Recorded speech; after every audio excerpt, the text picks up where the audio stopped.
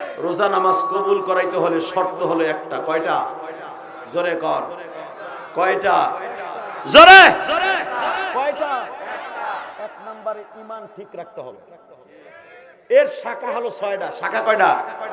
এই 6টার ভিতরে এক নাম্বার হলো রোজা নামাজ করার আগে বাবা মার কাছে মাপ চেয়ে নিবি। ইনশাআল্লাহ বলেন। স্ত্রী তার স্বামীর কাছে মাপ চেয়ে নেবে। তা না হলে কোন স্ত্রীর রোজা নামাজ হুক্কুর হুক্কুর কুকুর কুকুর রোজার মাসে সারা দিন সারা বছর কোরআন শরীফ পড়ে না, এই লেডিস গুলো যেদিন থেকে রোজা শুরু হয় 30 খতম দেয়, 3 খতম দেয়। কথা কন না কেন? সারা বছর টিভির কাছে কোরআন শরীফটা পড়ে যায়। কথা কন না কেন? রমজান মাসে আল্লাহর কাছে জলে আর হরে। কথা কন না কেন? কোরআন শরীফ খালি রমজান মাসের লেগে মগির করে মুগি। সারা বছর যেই মহিলা এক পাতা করে কোরআন শরীফ পড়বে তার কবরটা জান্নাতে টুকরো হবে। এতদিন পড়ো নাই, আমার মতো বক্তা আহেও নাই 6 বছরের মধ্যে। ওয়াদা দাও এইবার রমজান থেকে নয়, আজ কালকা থেকে অন্তত এক পারা কোরআন শরীফ পড়ার অভ্যাস করো। এক খতম কোরআন শরীফ পুরো রমজানে শেষ করো। জোরে কর মারহাবা। খালি রমজান যেদিন শুধু হয়, কাম নাই কাজ নেই, না খাইয়াতে জানলার পাশে বইয়া বাতি জ্বলে ঘরে মহিলা। কথা কন না কেন? কোন রমজান মাসে না, পুরা বছরে কোরআন শরীফ পড়তে হবে। এক পাতা হোক আর 2 পাতা হোক। ইনশাআল্লাহ বলেন। আমি আমার মা বোনদেরকে বলবো, মা কালকে থেকে কোরআন শরীফে লাইগা যান, সংসারটা সুন্দর হইব। তাকান ভালো করে কব কে দামরা তুই ক আমার একদিনের কথা হইব নি? তুই ডেলি পিডাবি বউরে কোরআন শরীফ না পড়লে, তা তো দিবি না। ও বাবা কোরআন শরীফ পড়তে গেলে আবার তোমার খেতা ঠান্ডা হয়ে যায়। তোর কোরআন শরীফ আগে স্বামীর কথা হোক। মগায় আবার আমার চেতাই দেয়। কথা কন না কেন?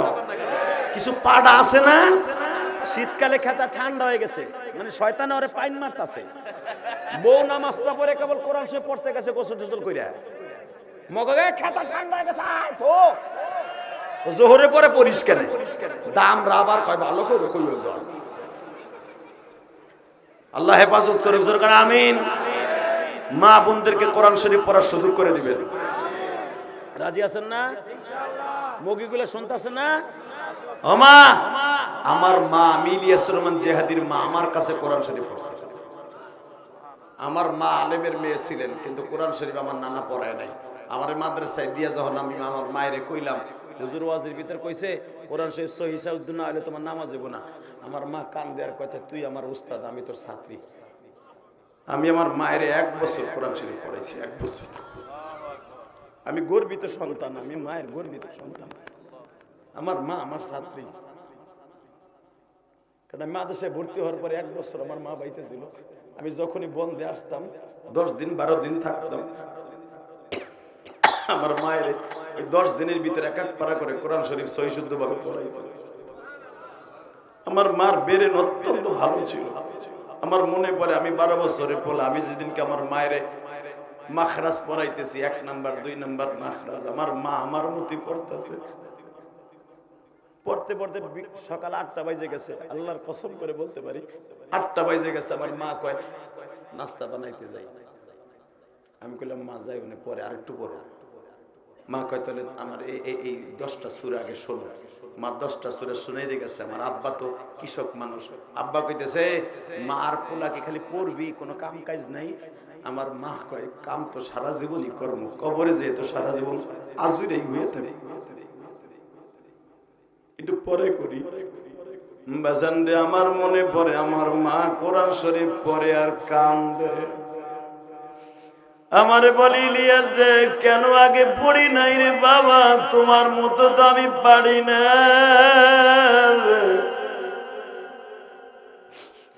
আমার আলেম ভাইরা যদি আপনার মা থাকে, আপনিও আমার মতো পড়াইয়া দিয়ে গো ভাই।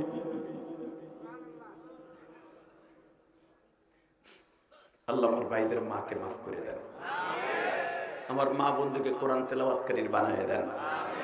ভাই, কোন সন্তান যদি রোজা নামাজ কবুল করাইতে চাস, ডাইরেক্ট মা বাবার কাছে রমজান মাস আসার আগে মাপ চেয়ে নিস। স্ত্রী তার স্বামীর কাছে মাপ চেয়ে নেন ইনশাআল্লাহ। ইনশা ইনশা 30টা সেকেন্ড আমি দেখবো যুবক পৃথিবীর কোন প্রান্তে তুই যাইতে চাস, কত কোটি টাকার মালিক হইতে চাস, আমি জিহাদি তোরে ঘোষণা করে দিয়ে যাব এই গ্রামের সবচেয়ে বেশি পয়সার মালিক হবি তুই। যদি আমার কথাটা রাখোস, এখন হাসবি না, শুধু কানবি। 30টা সেকেন্ডে লাভ দিয়ে দাঁড়াবি। তোর রোজা যদি এই বছরে কবুল করাইতে চাস, কসম তোর রোজা ডাইরেক্ট কবুল হবে। একটা কাজ করবি এখন, যাদের বাবাই মাঠের মধ্যে আছে সব লজ্জা বাদ দিয়া বাপরে বুকের মধ্যে জড়াই ধরে চিল্লাবি আর কানবি। বাপ বেটা, বাপের চোখের পানি যদি কবুল হয়, আমি কসম করে বললাম তোর দোয়া কবুল, তোর রোজা কবুল। কার বাবা আছে দাঁড়াও তো, কার বাবাই ময়দানে আছে দাঁড়াও, কার বাবাই ময়দানে আছে? এই বাটপার, এখন হাসবি না, এখন কানবি। তোর রোজা নামাজ কবুল করার জন্য তুই দাঁড়া। কার কার বাবাই মাঠে আছে বসা, দাঁড়াও। বাপ বেটা একসাথে দাঁড়াও। এই ভলান্টিয়াররা, তোর বাবাই মাঠে নাই, বাপ বেটা একসাথে দাঁড়া, বাপ বেটা একসাথে দাঁড়া, বাপ বেটা একসাথে দাঁড়াইতে বলছি। যে দাঁড়াবি সেই বাচ্চা হবি। দাঁড়া দাঁড়া।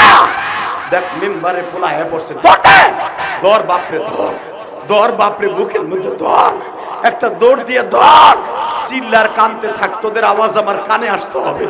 আজকে ফেব্রুয়ারির 4 তারিখ, বাবারে বুকে নিয়ে কানতে থাক।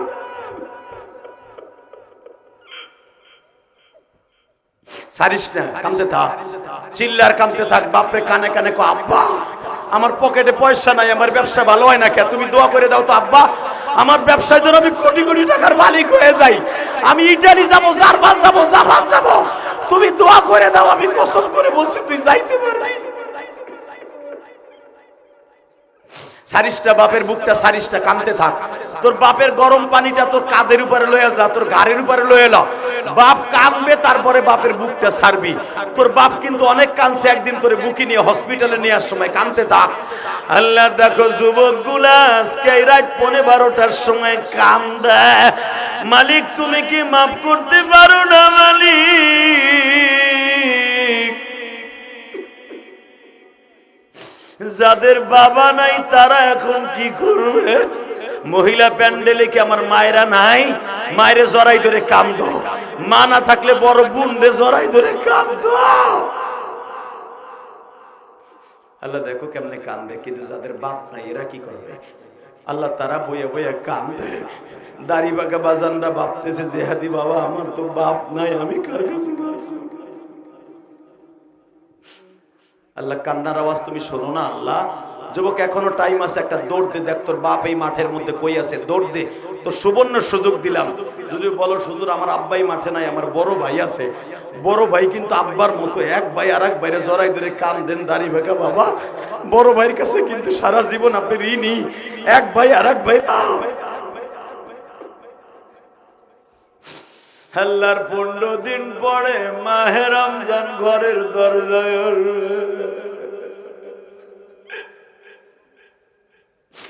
জাহান্নামের ভয়ে যারা কাঁদতাছে এদের বাবা মা সবাইরে মাফ করে দিবা। বসেন বসেন।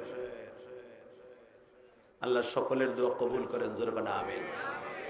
এই হাজার হাজার মানুষ রাত প্রায় 12:15 কাছাকাছি 2 ঘন্টার উপরে আলোচনা করছে, জোরে বলেন মারহাবা। একটা কথা যদি ভালো লাগে তার উসিলায় বলবেন 5 ওয়াক্ত নামাজ পড়ব ইনশাআল্লাহ। আমি আমার মা বোনদেরকে বলবো, মা জীবনে 1 ওয়াক্ত নামাজ ছেড়ে দিয়েন না মা। সন্তান আপনার কবরে যাবে না মা, স্বামী আপনার সাথে যাবে না, আপনার স্বামীর বাড়ির কাজ গোছাইতে যাইয়া কাজ করতে যাই আপনি নামাজটা ছেড়ে দিবেন, কেউ আপনার সাথে যাবে না মা। যেই খাটের মধ্যে আপনি 1 লাখ টাকা শাড়ি পরে ঢুকছিলেন, ওই খাটের থেকে আপনার সাদা কাপড় পরাইয়া বিদায় করে দিবেন। আল্লাহ সকল মাকে কবুল করে, জোর করে আমিন। আমি যখন মেম্বারে বাসায় ছিলাম, এরা 2টা না, তোরা 2 ভাই না, এই 2টা ছেলে মুসাফা করে আমার মসজিদে 500 1000 টাকা দিছে, আলহামদুলিল্লাহ বলেন।